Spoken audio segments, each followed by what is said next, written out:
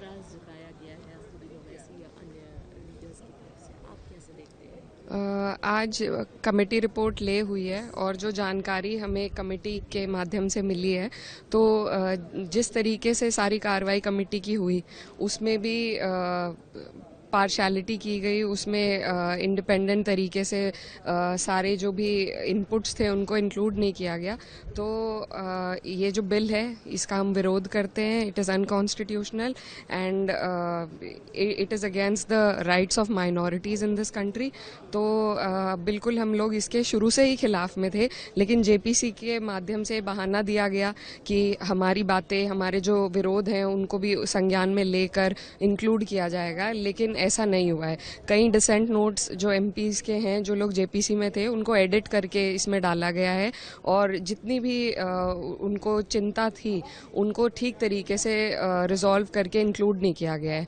So there was no point of the JPC. जिस वजह से जेपीसी बनाई गई थी वो वजह को पूरा नहीं करती है, तो जाहिर सी बात है हम लोग सभी लोग, पूरा विपक्ष इस अनकॉन्स्टिट्यूशनल बिल के विरोध में है।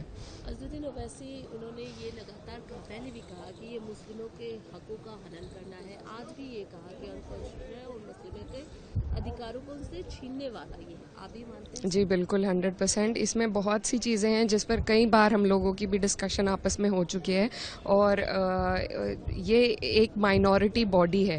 It is not for anybody else to intervene. ऐसी बहुत से संस्थाएं होती हैं, अलग अलग मज़हबों की अलग अलग संस्थाएं होती हैं, जो मज़हब इंडिपेंडेंट हैं अपनी संस्थाओं को अपने हिसाब से चलाने के लिए, लेकिन सिर्फ वक्फ बोर्ड को इस तरीके से उसमें अपनी टांग अड़ाकर और उनकी राइट्स को छीनना वो बिल्कुल गलत है।